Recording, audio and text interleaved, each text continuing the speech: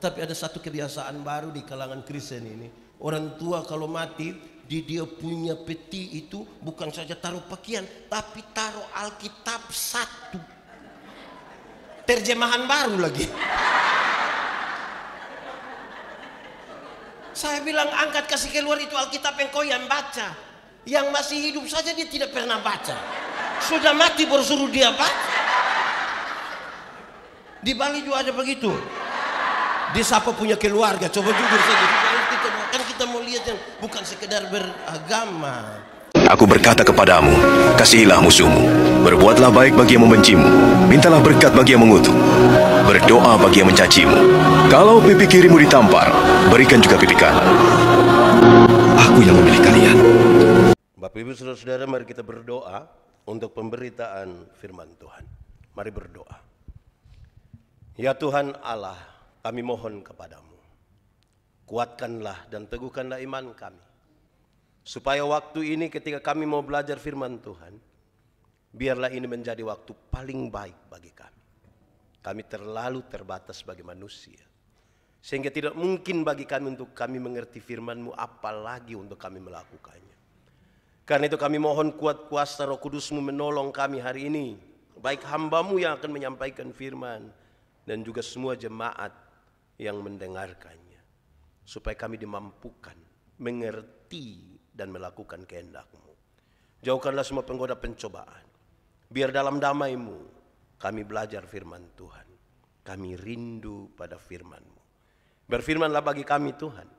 Di dalam nama Yesus firman yang hidup itu kami berdoa. Amin.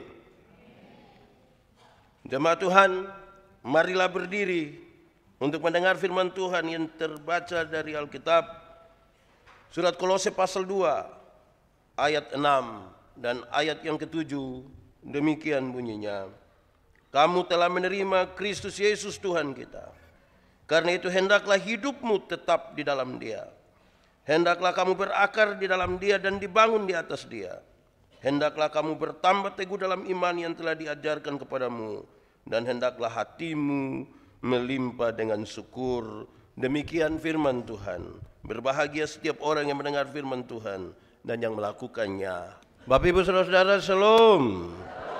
Kuat sedikit, shalom. 13 September 2024, GPIB kasih karunia genap berusia 9 tahun. Itu sudah banyak atau sedikit? Dewasa atau anak-anak? Sudah mantap atau belum? Belum. Jadi yang ini belum mantap semua. Saya ingin sampaikan kepada kita bahwa kedewasaan itu ada 3. Ada berapa? 1, kedewasaan biologis. Kedewasaan apa? Dewasa biologis itu 10 tahun lalu kita punya berat badan 37 dan sekarang 73. Itu dewasa biologis. Cek, sudah. Oh mungkin dia mesti datang dong. Baik. Ulang, yang pertama tadi dewasa apa? Dewasa biologis. 10 tahun lalu kita punya berat badan 37. Sekarang 73. 10 tahun lalu kita pakai celana nomor 27 tidak ada masalah. Karena perut kita rata saja. Sekarang macam ada 3 ini perut. Satu di sini, satu di sini, satu di sini. Siapapun bisa begitu. Makan tidur, makan tidur, makan tidur. Cocok, gemuk. Itu dewasa apa? Biologis. 9 tahun lalu sudah ada gedung kebaktian ini. Ini dibangun berapa lama? Berapa lama? Kenapa mulai beda-beda pendapat ini? Berapa bulan? Sudah, pertanyaan paling gampang. Sampai 1 tahun? Berarti jemaat punya komitmen iman yang kuat. Amin. Semua punya janji iman. Setelah siap ini gedung yang bagus ini, semua janji iman untuk ikut ibadah di dalam? Atau adakah di antara kita yang pas ibu pendeta bilang, saudara-saudara mari kita satu hati dalam doa syafaat. Pas separuh mau tutup mata, separuh bilang. Ada? Bapak-bapak atau ibu-ibu? Itu presbiter atau jemaat? Dorang keluar kemana? Bikin apa di luar? Ada begitu di sini? Itu majelis ada di sini? Coba tunjuk. Ya kita bangun ini gereja bagus-bagus secara fisik, lantas kita tidak beribadah di dalam, lebih memilih di luar. Untuk apa kita bikin janji iman untuk ini? Amin. Mantap. Kedua, dewasa psikologi. Dewasa apa? Dewasa psikologi tidak tergantung umur dan berat badan. Umur 40 tahun tapi kalau Tuhan tersinggung, sedikit-sedikit tersinggung, sedikit-sedikit tersinggung, sedikit-sedikit tersinggung, tersinggung kok sedikit-sedikit. Di sini ada yang biasa tersinggung, yang sedikit-sedikit mau keluar dari kasih karunia ada. Fam apa dia? Jangan. Saudara, itu badan saja yang besar, sesungguhnya dia masih dalam persekutuan. Itu memang ada banyak hal menolong kita supaya kita menjadi dewasa secara psikologi. Di Kupang itu kalau ada yang tukang tersinggung, di orang banyak begitu, orang suka baku korek ya. Badan besar tapi sesungguhnya masih. Ketiga, dewasa iman. Dewasa apa? Dewasa iman tidak tergantung berapa lama kita bersekutu. Dewasa iman tidak tergantung berapa lama kita melayani Tuhan. Dewasa iman tidak tergantung berapa lama kita jadi orang Kristen. Tapi dewasa iman itu kira-kira begini. Ada anak umur 3 tahun, ada meja berat 10 kilo. Anak umur 3 tahun bisa pikul meja yang 10 kilo? Bisa? 17 tahun kemudian dia umur 20 tahun bisa pikul meja yang 10 kilo? Yang berubah anak atau meja? Yang berubah anak atau meja? Itu dewasa iman. Tidak meminta beban menjadi ringan, tapi dia berdoa meminta bahu yang semakin kuat. Orang dewasa iman tidak akan pernah meminta supaya masalah berubah, karena dia tahu kalau Tuhan izinkan dia ada masalah, Tuhan tahu seberapa kuatnya dia punya bahu. Amin. Saya mau tanya kita, saudara punya masalah? Tidak usah omong. Saya lihat yang ini muka masalah semua. Masalah ialah kesenjangan antara harapan dan kenyataan. Ada masalah. Tapi dia tahu kalau Tuhan izinkan ada masalah, selebihnya itu Tuhan tanggung atas dia. Amin. Bangun ini gedung begini besar ini, saya kira sangat sulit untuk kita sebutkan bahwa ada satu orang begitu siap untuk membangun. Karena membangun itu bukan soal uang, bukan soal uang. Lebih pada soal sikap batin untuk itu. Amin. Dan karena itu saudara-saudara, orang dewasa iman hampir-hampir tidak meminta orang lain untuk berubah. Tapi siapa yang berubah? Siapa berubah? Kadang-kadang kita sibuk minta orang lain berubah, lupa rubah diri sendiri. Amin. Betul. Di Badung juga ada. Dikasih karunia. Siapa punya suami? Mau ubah ini dunia sesuai tema kita, ubahlah dulu. Kadang-kadang kita sibuk untuk ubah dunia tanpa mau ubah diri, tidak bisa. Dewasa iman ada pada perubahan diri. Ubahlah dirimu, begitu kira-kira. Baik, saya lanjutkan sedikit. Jemaat, di sini tidak ada jemaat. Ini kursi kayu semua. Jemaat. Kekristenan itu bertingkat-tingkat dan ada 3 tingkatan. Berapa tingkatan?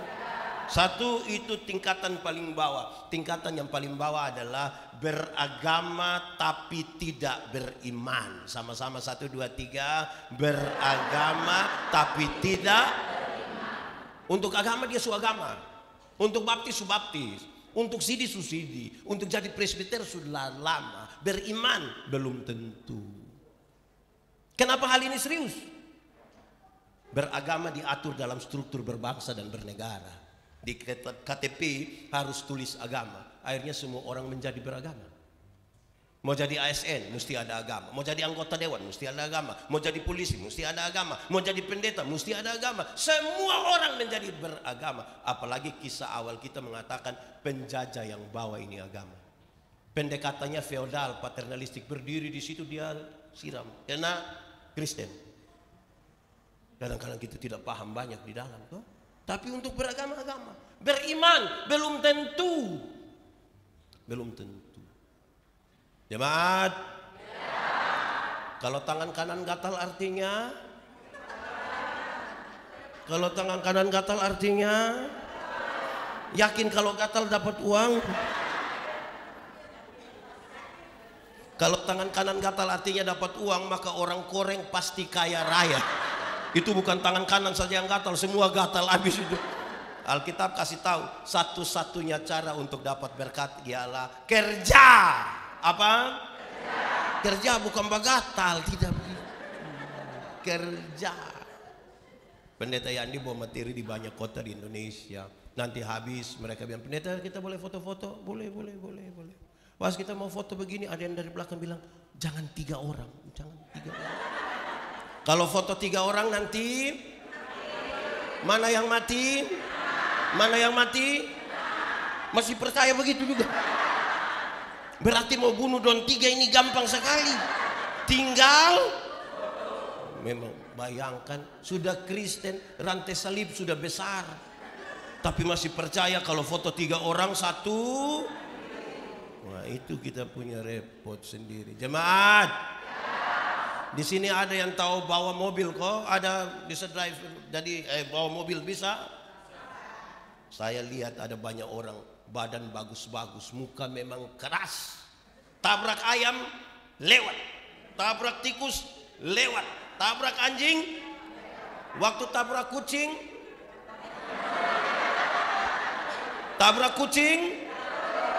tidak lewat. Kenapa? Kenapa? Ada yang takut. Masih ada juga di Bali begitu. Nah itu, beragama tapi belum tentu beriman. Jemaat, saya melayani di komunitas orang-orang Cina, Dora. Saya bilang begini, ini orang Dora ini mengaku sekali kalau berkat itu Tuhan sudah atur. Amin. Berkat Tuhan yang menjadikan kaya usahamu tidak akan menambahi apapun. Amin. Berarti Tuhan yang atur kita punya berkat-berkat. Amin. Tapi lihat di dompet toko ada kucing yang begini-begini. Bertahun-tahun menjadi Kristen. Jadi beragama tapi belum tentu Saudara tahu ada yang ketika orang tua hidup itu, kita punya kebiasaan. Saya tidak tahu orang Kristen di Bali itu macam apa, tapi ada satu kebiasaan baru di kalangan Kristen ini. Orang tua kalau mati, dia punya peti itu bukan saja taruh pakaian, tapi taruh Alkitab 1 terjemahan baru lagi. Saya bilang angkat kasih keluar itu Alkitab yang kau yang baca. Yang masih hidup saja dia tidak pernah baca. Sudah mati baru suruh dia baca. Di Bali juga ada begitu. Di siapa punya keluarga, coba jujur saja. Kan kita mau lihat yang bukan sekedar beragama.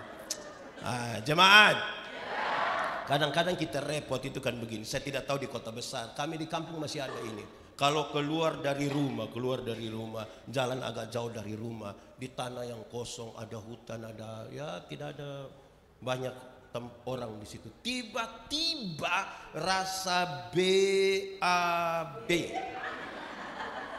Ambil apa? Ambil apa? Batu berapa? Ambil batu berapa? Saudara yakin kalau batu 3 menyelesaikan masalah?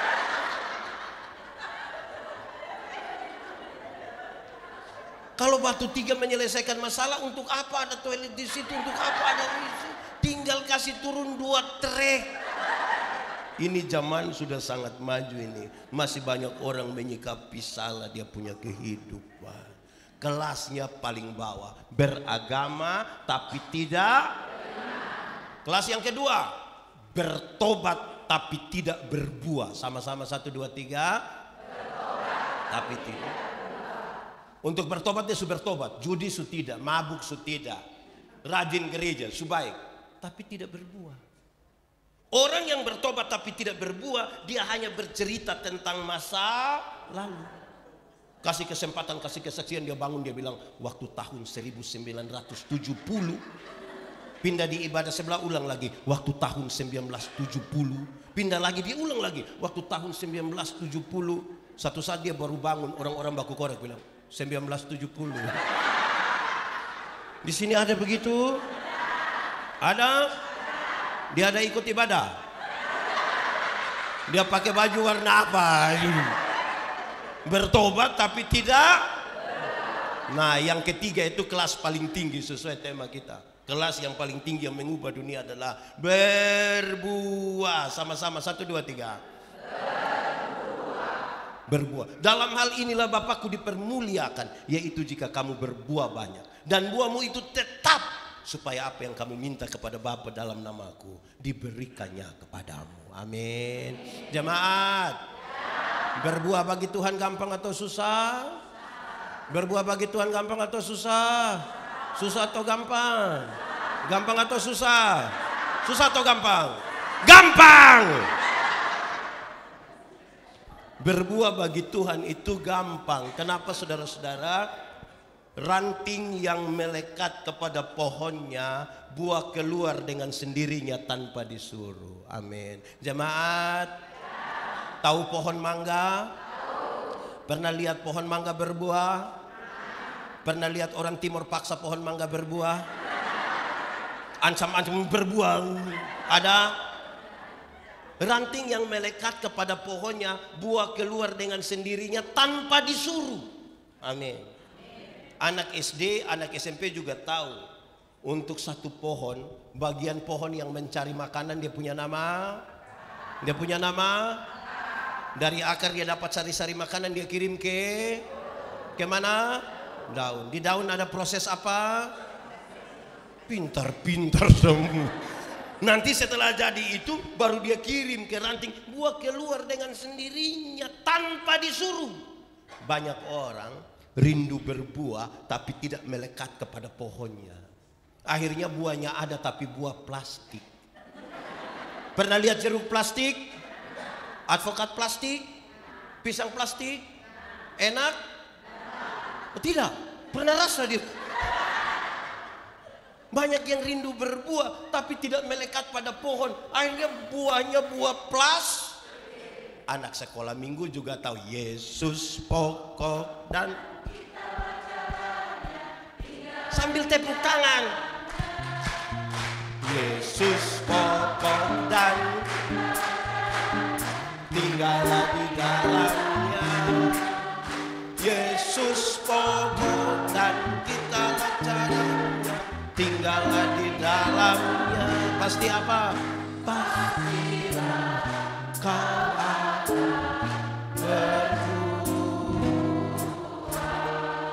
tinggal di dalam Kristus dan kamu akan berbuah. Amin. Dan kalau kita berbuah, nama Tuhan dipermuliakan, dunia ini berubah. Yang menarik adalah tema yang dipakai oleh GPIB Kasih Karunia hari ini. Baca sama-sama dia pun tema 1, 2, 3. Berakar, bertumbuh, berbuah, menjadi alat perubahan di tengah-tengah dunia. Berakar, bertumbuh, berbuah, menjadi alat perubahan di tengah-tengah dunia. Tapi saya tidak langsung di ayat 7. Saya baca ayat 6 tadi. Kolose pasal 2 ayat 6 itu menegaskan sesuatu yang penting menjadi syarat. Menjadi apa? Syaratnya menarik. Kamu mestinya sudah menerima Kristus. Menerima Yesus sudah? Menerima Kristus Tuhan sudah? Kenapa pendeta tanya model begini ini saudara-saudara? Dia menyebutkan 3 yang menarik. Kristus, Yesus, Tuhan. Kristus, Yesus, Tuhan. Sama-sama 1, 2, 3.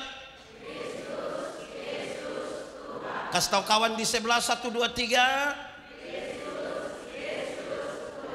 Apa pentingnya dia sebutkan itu 3 hal? Saya mulai dari yang tengah. Yesus, sama-sama. Waktu bicara tentang Yesus, banyak orang sudah terima Yesus. Kenapa? Karena Yesus juru selamat. Yesus juru selamat semua orang mau, karena dia tidak mau dihukum mati. Dia mau ditebus supaya mati masuk. Dia punya soal adalah yang kedua, apakah saudara menerima Kristus? Kenapa lihat saya? Kristus Raja. Kristus Kalau raja berarti memerin. Ada orang terima juru selamat tapi dia tidak mau diperintah oleh Kristus. Makanya bertahun-tahun jadi Kristen tapi begitu terus. Masih tukang Oh, tahu. Aduh. Di sini ada yang biasa tipu-tipu. Ada duduk di sini. Pakai baju warna. Mulai sebut-sebut. Itu raja memerintah. Jangan menipu. Tapi masih ada yang suka. Itu raja bilang tidak boleh maki bukan makan saja tidak. Jadi apa poin yang ingin saya sampaikan saudara? Yang ingin saya sampaikan adalah banyak orang suka menerima Yesus tapi tidak mau terima Kristus. Dia mau selamat tapi tidak mau diperintah oleh Kristus. Padahal itu syarat pertama. Kamu menerima Kristus, Yesus, Tuhan. Coba saudara lihat berapa banyak kali kita melanggar kehendak Allah.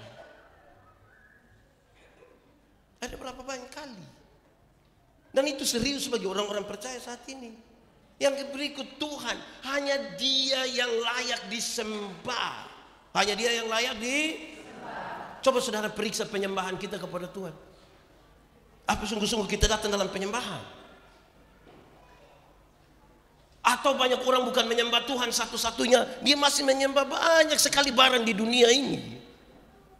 Jadi saya kira penjelasan dalam teks tadi itu menarik. Kamu harus menerima Kristus, Yesus, Tuhan. Hanya Dia yang harus disembah. Kalau itu 3 hal sudah jadi dulu, baru dia masuk ke ayat yang ke-7.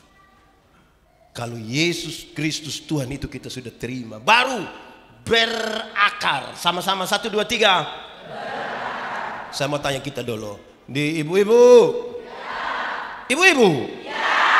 Ada yang tanam bunga hias di rumah? Kau ada? Mantap.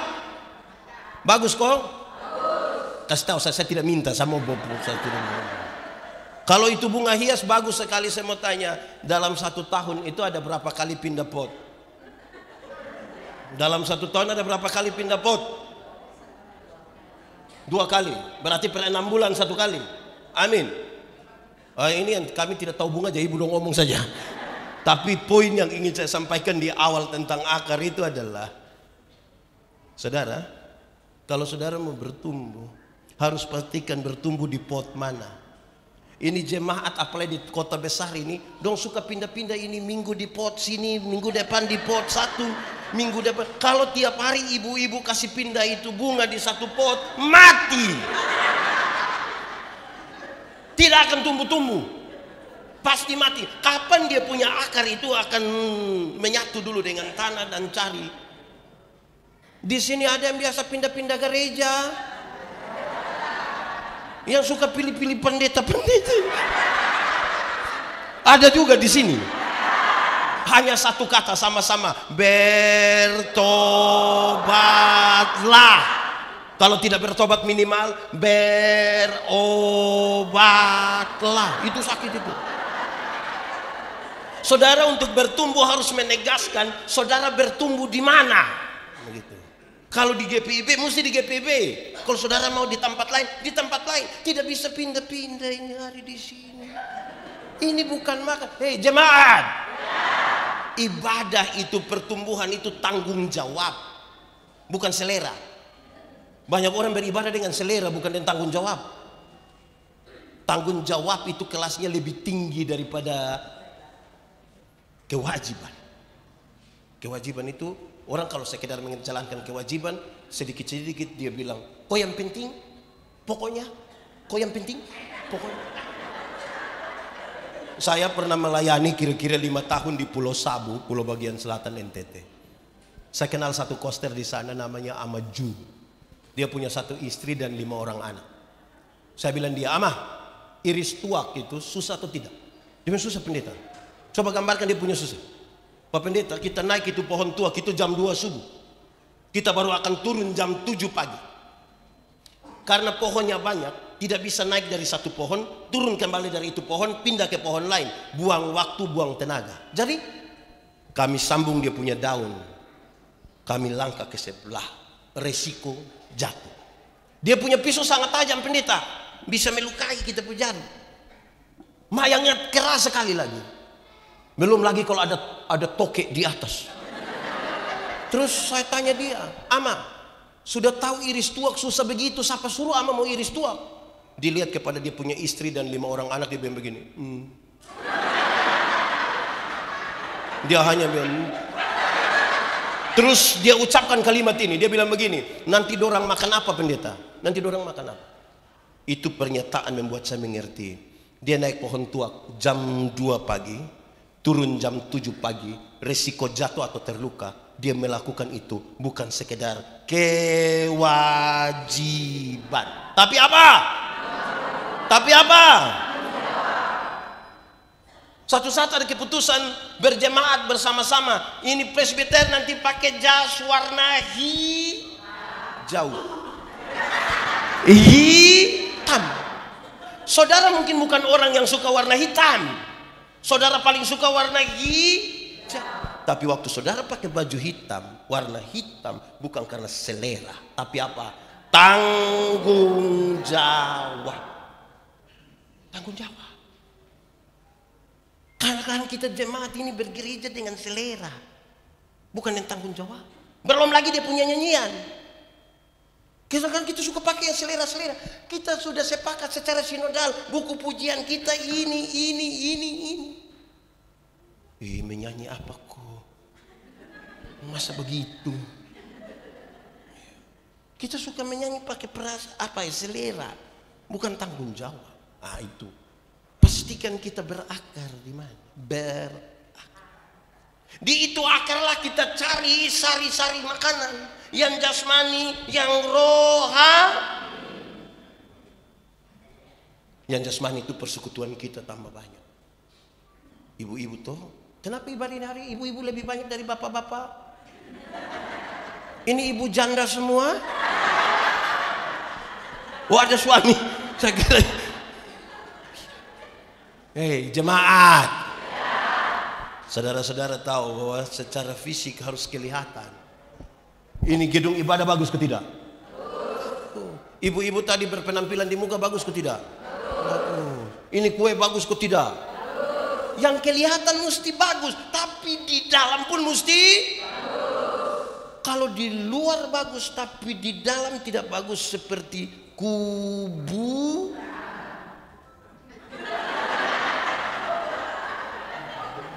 Mesti bagus semua, baik yang kelihatan, yang physically maupun yang tidak. Banyak kali kita sibuk di yang kelihatan, yang di dalam kita tidak urus. Padahal saudara tahu bahwa dengar, saudara tahu, yang tidak kelihatan itu yang menyertai perjalananmu. Latihan jasmani itu penting, tapi terbatas gunanya. Ibadah itu mengandung janji, baik untuk kehidupan hari ini maupun untuk kehidupan di zaman yang fisik ini. Saudara, kita mau jaga dia karena juga nanti rusak. Beredar di grup-grup WA bilang begini, nanti kalau sudah umur 50 tahun, cantik atau tidak cantik sudah tidak penting. Sudah tidak bisa disembunyikan di balik bedak dan lipstick lagi, sudah tidak bisa. Waktu kita masih umur 20, 30 tahun, 10, 20, itu kita rasa pipi ini kinclong kan. Sudah 50, meleleh ini tidak bisa. Biar kita mau jaga bagaimana, mau suntik apapun tetap. Rasa kok tidak ibu-ibu? Sapu teman satu. Kami SMA, dia tato di sini. Guns N' Roses punya lambang yang orang pangku kaki melukis itu. Wih, gagah sekali. Kulit sudah bagus lagi, tinta bagus lagi, kontrasnya dapat. Wih, kita lihat, kita suka sekali, mantap, bagus. Itu umur 17 tahun. Waktu dia sudah umur 43 tahun, dia sakit. Kita pergi lihat dia itu, saya sedih itu. Saya lihat dia sedih itu. Karena itu tato itu bukan seperti orang pangku kaki lagi, sudah seperti orang menyembah. Dia menyerutu. Yang bunga mawar itu sudah berubah jadi bunga pepaya itu. Merubah itu. Tidak bisa lagi. Iya. Ibu-ibu. Kalau ada orang datang tanya dia, "Ibu, umur berapa?" Terus ibu bilang 50. Dia sengaja kaget. 50? Macam ke 35. Jangan percaya, jangan.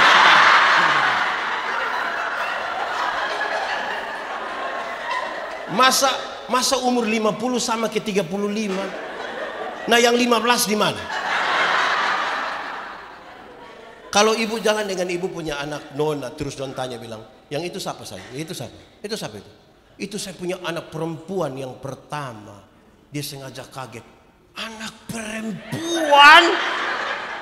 Macam kakak adik. Jangan percaya, jangan percaya. Jangan percaya.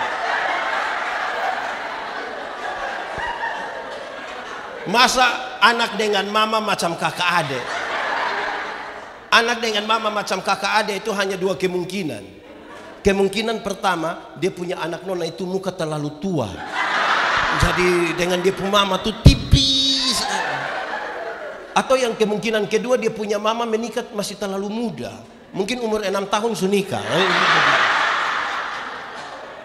Jadi mari kita bertumbuh betul-betul dari dalam toh. Amin kok. Jangan lihat, saudara lihat ini bunga mati ini begini bunga. Ini bunga ini. Kelihatan bagus toh. Tapi tidak berarti. Kan bukan dari dalam. Saudara kalau urus bunga hidup itu kan kas keluar, siram, kasih lapis. Urusannya baik. Itu umur 50. Umur 60 tahun. Ada jabatan, tidak ada jabatan sama saja. Su pensiun.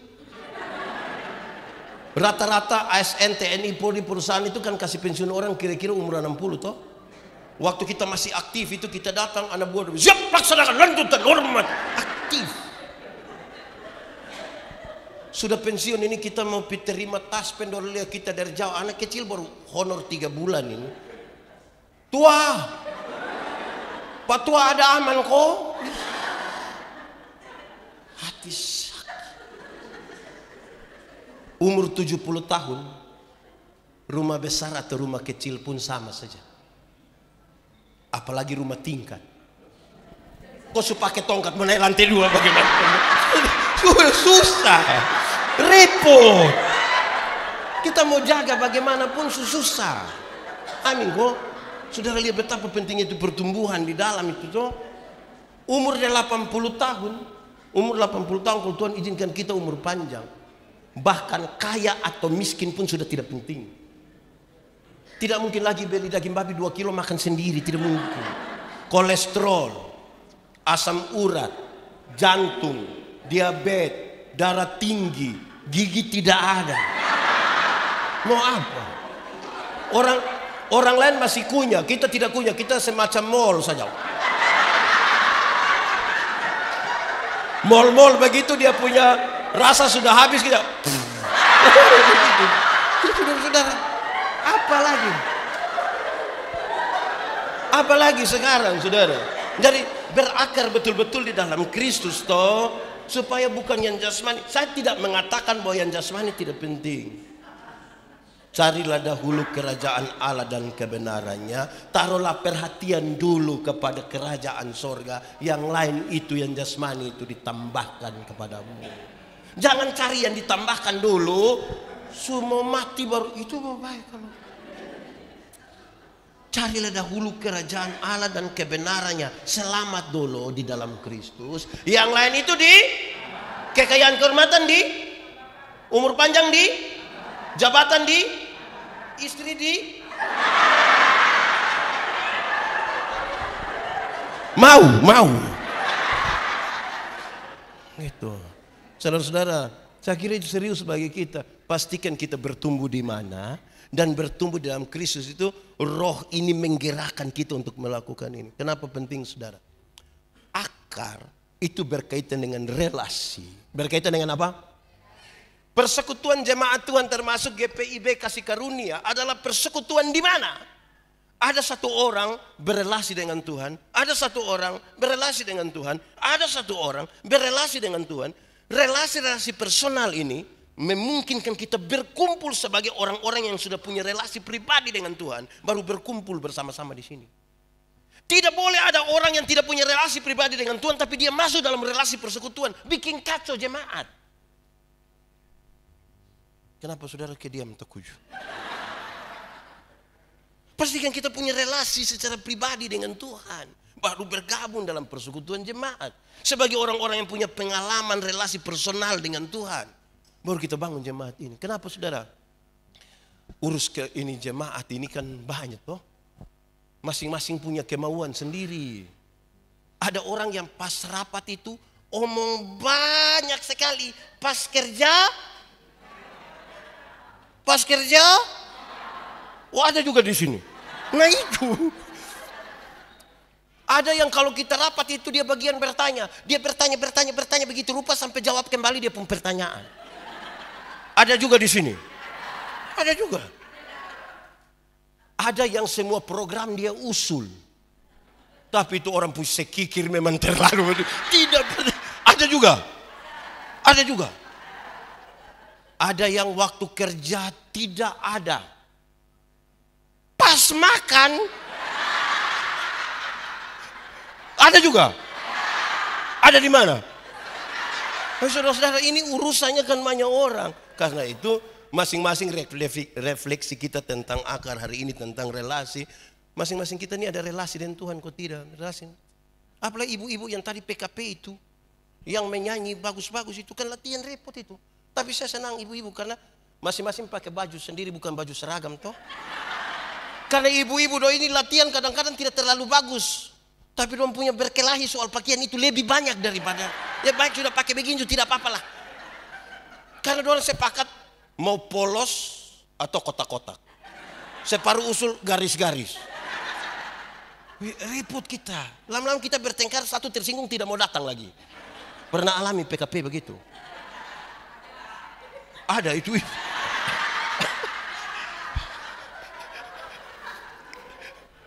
Nah, itu pertama. Berakar di dalam dia tuh begitu. Supaya yang di dalam tuh yang bertumbuh toh mau keluar. Tapi yang kedua, dibangun di atas dia, bertumbuh. Bertumbuh. Saya mau tanya, jemaat, ada yang dia punya, ada yang orang umur berapa sekarang? 13 tahun. Oh, ibu bikin beta kaget. Anak umur 3 tahun. Saya mau kasih tahu begini, jemaat. Tanpa dia punya mama perintah, tanpa dia punya opa oma perintah, ini anak akan bertumbuh. Tanpa diperintah. Pasti bertumbuh. Lalu apa tugas orang tua? Menjaga dia punya pertumbuhan supaya dia ada pada tanah yang baik.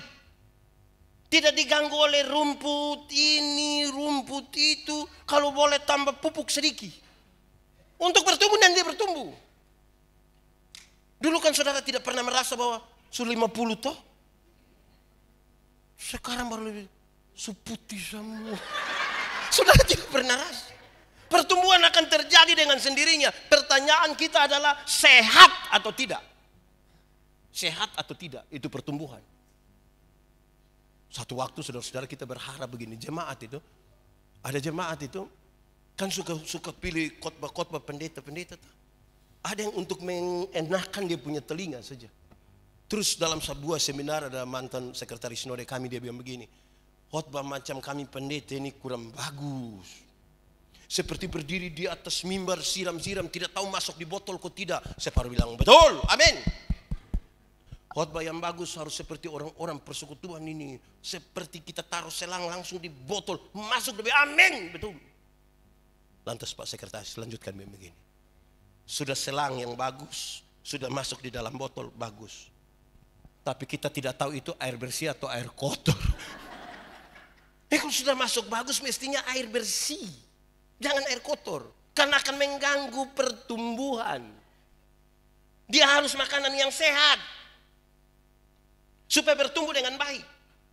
Tadi saya lihat Penatua Diaken itu ada 37 tambah 37. 37 tambah 37? Berapa? Berapa? Saudara tahu, jemaat. Saya kasih tahu saudara. Pendeta dong ini sekolah 5 tahun. Itu sekolah 5 tahun itu baca Alkitab dari Kejadian sampai Wahyu, ringkas lagi. So tahu memang ini tulis tahun berapa, kepada siapa, dari siapa, situasi politik ekonomi siapa, bagaimana. Besok mau khotbah ini malam pakai berdoa, baca Alkitab, cari referensi lagi. Mantap toh? Koma. Itu pun masih jemaat banyak yang tidak suka dengar.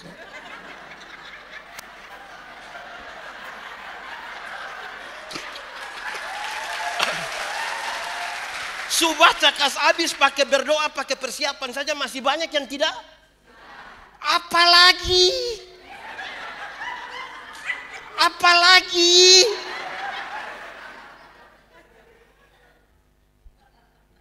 ini saudara-saudara, kadang-kadang gereja bikin program strategis peningkatan kapasitas para presbiter, pelatihan komunikasi khotbah, pelatihan homiletika. Ada yang dengan sombong sekali bilang, mau latihan apa? Begini-begini 4 periode. Aduh. Pernah dengar itu kalimat? Atau sendiri omong? Itu berkaitan dengan gizi. Makan apa itu jemaat? Makan apa? Itu menjadi penting karena orang mau bertumbuh. Sekali lagi, ini anak tanpa dia punya mama perintah dia pasti bertumbuh. Tapi dia punya makanan dipastikan mesti sehat. Mesti sehat.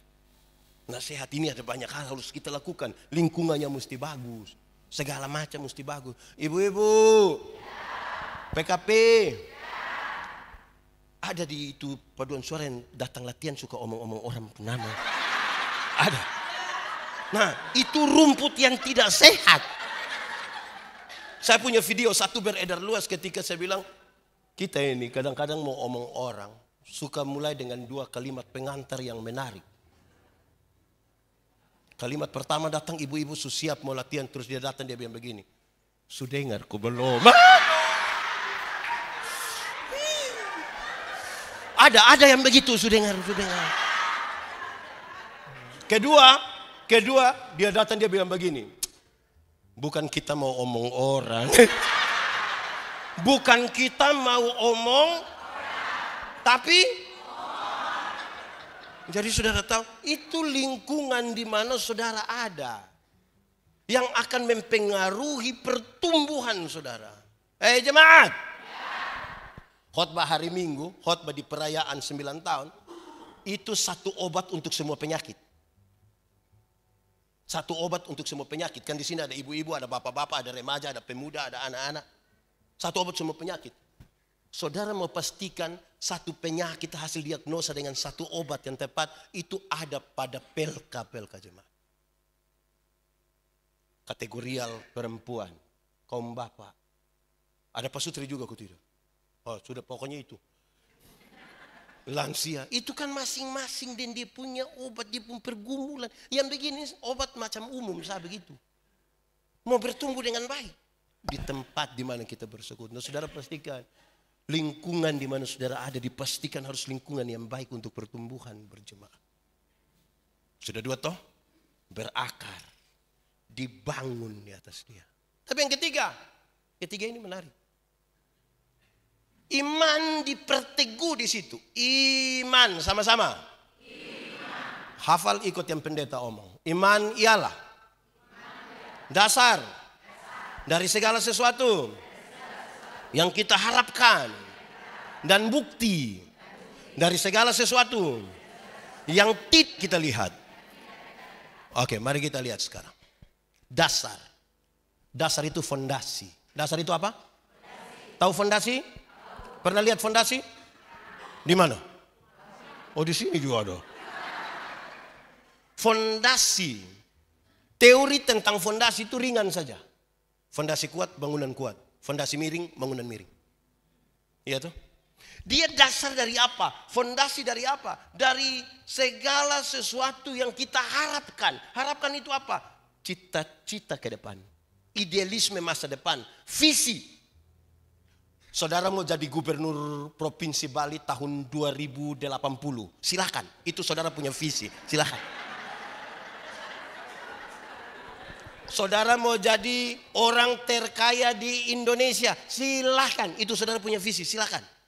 Yang ibu-ibu, yang nona-nona mau jadi wanita tercantik CRT, silakan. Itu visi, itu cita-cita. Yang menjadi soal adalah saudara mau menetapkan dia, taruh dia di atas fondasi apa? Karena yang membedakan orang percaya dengan orang yang tidak percaya adalah di atas dasar apa kita meletakkan itu. Karena orang tidak percaya, tidak beriman pun dia kepingin menjadi gubernur Provinsi Bali tahun 2000. Dia juga kepingin menjadi orang terkaya se-Indonesia. NTT kenapa? Dan dia kalau perempuan, dia ibu-ibu, dia juga kepingin menjadi wanita tercantik Ingat ya. Yang membedakan kita adalah kita taruh dia di landasan apa untuk menjadi kuat kan? Tapi dari ini, lanjutkan. Dari segala sesuatu yang kita lihat atau tidak lihat? Lihat atau tidak lihat? Tidak lihat. Baik, bagaimana menjelaskannya? Arsitek, tahu arsitek? Arsitek waktu dia mau bangun ini bangunan, mau gambar ini bangunan. Yang 9 tahun lalu, 9 bulan lalu. Dulu sudah ada bangunan di atas ini gedung, ini tanah. Tadi yang kita lihat di sana kosong kan? Oke. Itu arsitek taruh duluan di dia punya kepala. Berapa lantai, kamar di mana, menghadap mana, ada berapa ruangan, tangga di mana, pintu di mana, jendela di mana. Dia taruh dulu di otak. Kelihatan atau tidak kelihatan? Dari yang tidak kelihatan, dia gambarkan di satu kertas putih. Mulai kelihatan kan? Dari kertas putih itu orang mulai kerja. Waktu dia sudah bangun ini, gedung bagus begini, saudara beribadah di ulang tahun ke-9 di dalam ini. Kan ini gedung bagus kok tidak? Pertama kali masuk tanggal berapa? Tanggal berapa? Berapa? 8 Desember. Waktu saudara masuk, kan banyak yang foto-foto di luar kan? Ada yang foto-foto kan? Ada yang begini tuh? Ada yang begini? Ada yang begini? Ada? Sekarang saya tanya saudara, yang foto-foto di muka, yang paling banyak foto-foto, ada tahu titik-titik terkuat dari ini bangunan? Ada tahu? Nah kenapa dia foto paling banyak di situ? Siapa yang paling tahu titik terkuat dari ini bangunan? Arsitek dan orang mengerjakannya. Amin.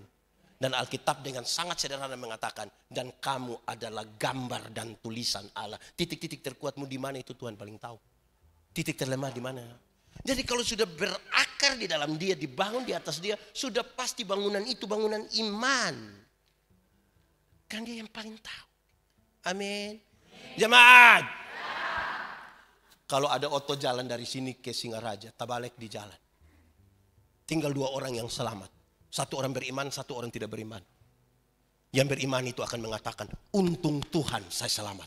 Untung yang tidak beriman itu akan bilang, untung tadi saya lompat cepat-cepat. Di satu peristiwa yang sama. Yang beriman mengatakan untung. Yang tidak beriman mengatakan untung.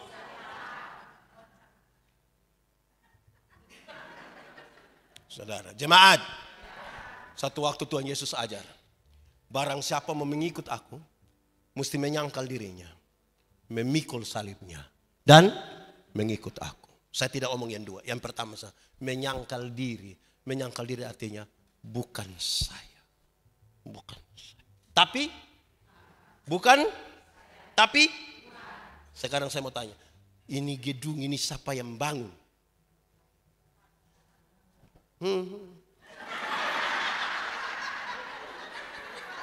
Siapa bangun ini gedung? Bukan saya, tapi padahal saudara yang janji iman kan? Tapi waktu ditanya, siapa yang bangun? Bukan saya, tapi kalau kita tanya, Bapak siapa yang bangun? Bukan saya, coba kau cek saja. Nah, itu mulai.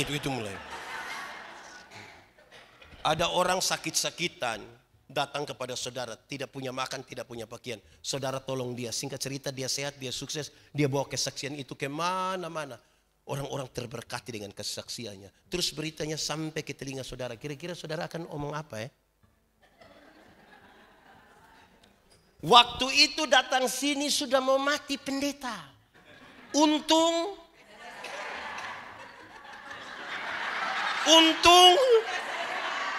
Jadi saudara tahu, kadang-kadang kita tergoda untuk merampas kemuliaan. Amin. Amin. Jemaat, saya tidak tahu GPIB, tapi kami bercerita, kita gereja saudara toh, kami Gemit, lahir 1 tahun lebih duluan dari GPIB. 31 Oktober 1947 Gemit lahir. Kalau GPIB, 1 tahun toh? Nah, itu. Di Gemit ada mutasi para pendeta. Mutasi pendeta. 1 periode 4 tahun. 1 pendeta boleh 2 periode di satu tempat. Dan paling lama 3 periode di satu klasis. Dia mesti keluar. Yang menarik itu adalah kalau jemaat suka pendeta. Sabar kok saya omong. Ini bukan di GPIB, saya tidak tahu. Kalau jemaat ada suka itu pendeta, dorang datang di kantor sinode. Bapak sinode, tolong jangan kasih pindah dulu dengan kami pun pendeta. Kenapa? Kami masih sementara membangun. Nanti sinode bilang, oh itu pendeta kepala tukang. Jadi kalau dia pindah pembangunan tidak jadi. Jadi kalau orang suka itu mempertahankan mati-matian. Tapi kalau orang tidak suka,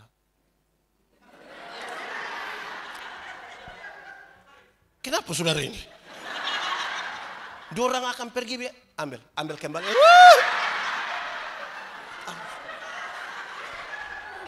Di sini,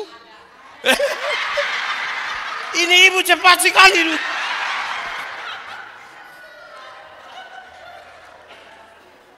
Saudara-saudara, memang memilih untuk berakar bertumbuh di dalam Kristus itu harus berani menyangkali. Suka stok kita mau habis sudah. Iya. 15 menit toh, saya cepat-cepat. Sudah. Yang terakhir keempat. Tadi pertama tuh berakar, bertumbuh, diteguhkan iman. Tapi yang keempat dia bilang begini, supaya merubah dunia, dia kasih tahu. Hendaklah hatimu melimpah dengan syukur. Hatimu melimpah dengan syukur. Dia bicara duluan tentang hati.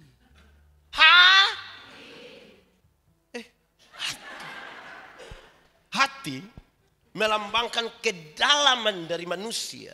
Di dalamnya ada keputusan-keputusan paling dalam.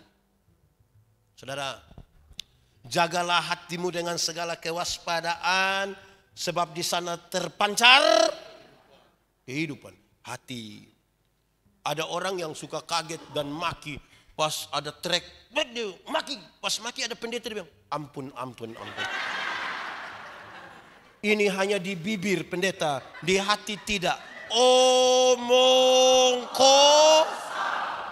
karena apa yang keluar dari mulutmu adalah gambaran dari. Jaga ini hati. Nah, ini hati harus ada apa? Syukur. Syukur hari ini harus keluar dari hati, bukan dari mulut. Hati. Saudara tahu, semua yang melibatkan hati itu ekspresif. Kalau saya bilang, coba senyum. Coba senyum dari hati. Beda kan? Oke, kita bahas syukur. Hafal, ikut yang pendeta bilang. Syukur ialah waktu di mana segala pikiran, perasaan, dan hidup hanya tertuju pada Tuhan. Ulang, syukur ialah waktu di mana seluruh pikiran, perasaan, dan hidup hanya tertuju pada Tuhan. Ya, itu yang dia pun nama syukur. Ada orang bikin ibadah syukur, tapi belum tentu hati, pikiran, perasaannya tertuju pada Tuhan. Pengertian syukur itu dengan pikiran, perasaan dan hidup tertuju pada Tuhan, kita bisa bersyukur pada waktu kita sehat, tapi juga pada waktu sukses, pada waktu dalam berbagai-bagai dinamika kehidupan kita tetap bisa bersyukur. Kenapa bersyukur? Jemaat. So tinggal 10. Jemaat. Bersyukur itu cara terbaik menikmati hidup. Sama-sama. Bersyukur itu cara terbaik menikmati. Kenapa? Hati manusia ini lebih luas dari isi dunia. Artinya, isi dunia ini secara materi sudah taruh di hati manusia, tetap kurang juga. Karena kita selalu tidak puas kan? Selalu tidak puas. Dulu, sudah yang penting kita bangun rumah saja. Yang penting tembok sudah ada, tidak usah ada cianjur tidak apa-apa. Sudah jadi ada uang sedikit, oke kita tutup sedikit bikin plafon. Sudah jadi kita bilang, aduh ada banyak binatang kita bikin pagar. Sudah habis dari situ, aduh harus paving block. Aduh kita punya aduh ini terlalu banyak. Untuk tutup semua. Jadi hanya syukur dengan itu. Ada orang jalan kaki dia berdoa, Tuhan tolong kasih saya sepeda satu. Tuhan kasih sepeda satu, dia naik 2-3 bulan dia berdoa lagi. Tuhan naik sepeda memang enak Tuhan. Tapi tanjakan itu betismu patah. Jadi yang kau punya mau? Kalau boleh motor satu Tuhan. Tuhan kasih motor satu. Dia naik 5-6 bulan dia berdoa lagi. Tuhan naik motor memang enak. Tapi saya punya istri berat 80. Anak 3 orang dan montok-montok semua. Setiap kali motor bunyi 4-4 mau naik satu motor. Motor bawa masalah baru dalam kami punya rumah. Jadi yang kau punya mau? Mobil satu Tuhan. Pick up apa Tuhan? Tuhan kasih oto satu. Naik 1 tahun dia berdoa, Tuhan naik oto memang enak. Istri juga naik, dia duduk paling depan. Tapi anak perempuan kami yang pertama itu sudah menikah dengan orang di pulau sebelah. Pulau apa? Di sini tidak pulau lain. Ini pulau apa? Masa mau ke Lombok pakai oto Tuhan? Jadi yang kau punya mau? Kapal laut satu. Tuhan kasih kapal satu, dia pergi lihat cucu, mantu, anak kandung di sana. Pulang dia doa, Tuhan naik kapal laut memang sampai Lombok Tuhan. Tapi buang waktu gelo. Jadi yang kau punya mau? Oh tahu juga. Apa maksudnya? Minta enggak apa-apa, kan kita minta juga pada Tuhan. Tapi sikap terhadap berkat lebih penting dari berkat-berkat yang Tuhan kasih. Ulangi sama-sama. Sikap terhadap berkat lebih penting dari berkat-berkat yang Tuhan kasih. Sikapnya seperti apa? Mata ini mesti tertuju pada sumber berkat, bukan kepada berkat. Banyak orang menaruh mata pada berkat, lupa melihat sumber berkat. Itu dia punya masalah. Nah kita lanjutkan. Jemaat. Dalam pengertian syukur dan contoh seperti itu, mari kita belajar dari satu nabi yang luar biasa. Elia. Siapa? Siapa? Elia itu luar biasa sekali. Bisa tahan hujan tidak turun 3,5 tahun. Bisa perintah, apa itu? Perintah hujan turun, api turun dari langit, bakar itu persembahan yang sudah disiram air tuh. Bisa membunuh 450 nabi Baal. Bisa lihat awan yang kecil begini dan dia bilang ke Ahab kalau dia tidak cepat nanti hujan tutup dia. Ini orang sudah lalu hebat ini. Terangkat hidup-hidup. Apalagi yang kurang. Tapi saudara tahu. Nabi Tuhan yang luar biasa itu ada satu waktu Tuhan bilang begini. Elia pergilah ke sungai Kerit. Pergi ke sungai Kerit. Aku akan memerintahkan burung-burung gagak untuk membawa engkau makanan. Saudara tahu burung gagak? Pernah lihat burung gagak? Lihat di mana? Jemaat, kalau Tuhan suruh burung elang bisa bawa ayam 1 ekor kasih Elia. Tapi Tuhan suruh burung apa? Paruh burung gagak itu tidak bisa bawa beban yang berat. Dia bawa roti tipis yang ringan. Nabi Tuhan yang luar biasa itu makan roti tipis ringan. Saya tanya saudara, jemaat. Pernah makan roti tipis dan ringan? Kalau saudara belum pernah makan, masih makan babi guling, masih apa? Sama-sama 1, 2, 3. Karena Nabi Tuhan itu masih makan itu roti tipis. Paruh burung gagak yang seperti itu tidak bisa menghancurkan daging yang masih keras, yang masih segar. Dia hanya menghancurkan daging yang hampir busuk. Karena itu burung gagak disebut burung pemakan bang. Jadi Nabi Tuhan yang luar biasa itu bukan saja makan roti tipis, daging yang dibawa kepadanya daging hampir busuk. Jemaat, pernah makan daging busuk? Kalau tidak pernah, sama-sama 1, 2, 3 bersyukur. Sudah makan seperti itu lagi, Tuhan bilang, Elia pergilah ke Sarfat. Perjalanan dari Kirit ke Sarfat itu kira-kira 100 mil. 100 mil itu berarti kira-kira 160 kilo. Kira-kira dari sini ke mana?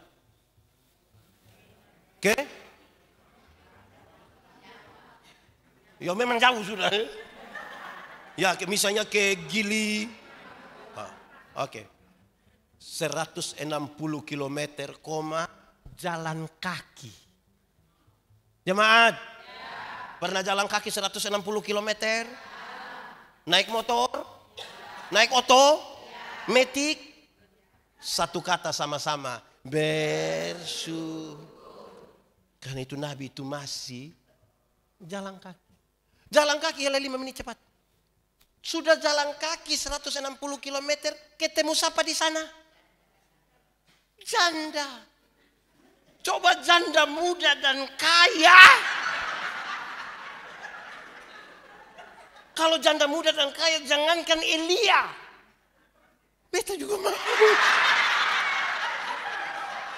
Ini janda tua dan miskin. Hanya ada sedikit tepung dan sedikit minyak. Elia datang bilang begini, Ibu, kasih itu minyak dan tepung di Tuhan. Kalau saya kasih Tuhan, saya mati. Dia bilang begini, Ibu kasih dulu. Sikap iman Ibu itu yang penting. Ibu kasih dulu.